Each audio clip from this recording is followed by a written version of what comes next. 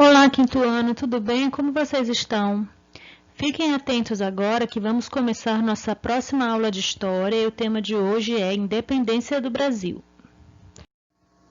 Então, gente, vocês lembram que a família real passou um tempo aqui na colônia brasileira, não é verdade? Só que foram 13 anos. Então, após 13 anos que eles permaneceram aqui na colônia, eles voltaram para Portugal, no dia 25 de abril de 1821.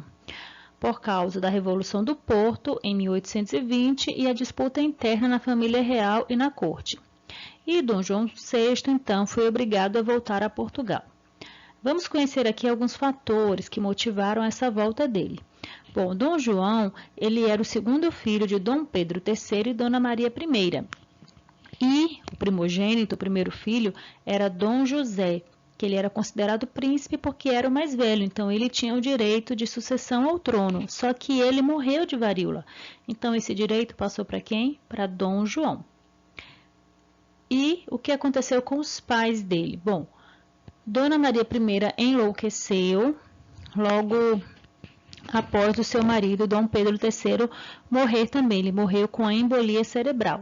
E aí sim que, de fato, Dom João, que tinha o direito de sucessão ao trono, tornou-se rei, só que ele não estava nada preparado para isso. Além desses fatores, Dom João voltou para Portugal também porque estourou lá a Revolução Liberal em 1820 e se espalhou por todas as províncias portuguesas. Os deputados da Assembleia Constituinte Portuguesa exigiram esse retorno de Dom João lá para Portugal.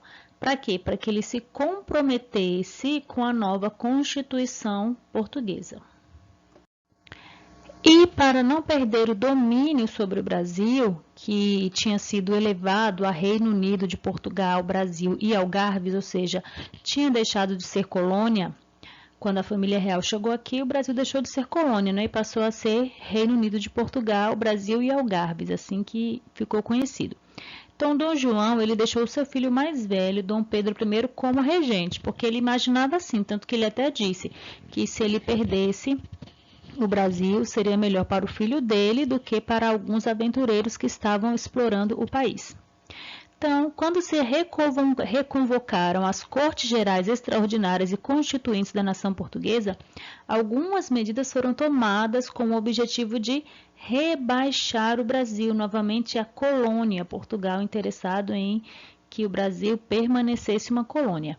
E uma dessas medidas era mandar Dom Pedro de volta a Portugal. E Dom Pedro, gente, estava quase aceitando essas medidas, quando ele recebeu uma carta muito poderosa que mudaria a história do Brasil. Quem fez essa carta? José Bonifácio. E nessa carta, ele orientou Dom Pedro a não aceitar essas medidas e a ficar aqui no Brasil, ou seja, se rebelar mesmo contra a autoridade portuguesa. Bom, diante disso, Dom Pedro ele ficou comovido com essa carta e também com um documento, um abaixo assinado com 8.000 assinaturas, pedindo que ele ficasse no Brasil. Então, foi assim que ele disse a famosa frase, no dia 9 de janeiro de 1822, que é a famosa frase que foi conhecida como o Dia do Fico. Ele disse, se é para o bem de todos e felicidade geral da nação, estou pronto. Diga ao povo que fico. Algumas tropas portuguesas até tentaram obrigá-lo a embarcar, a voltar a Portugal.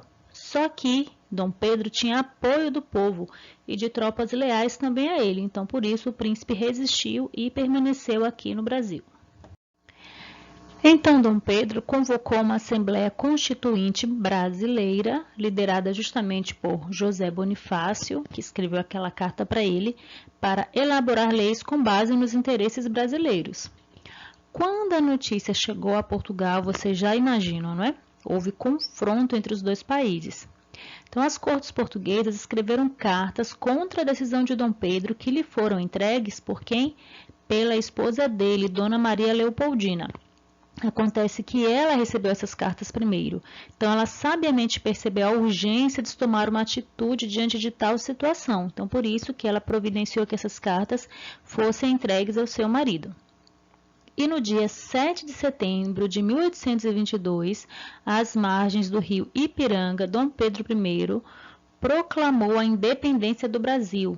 se rebelando contra a autoridade portuguesa.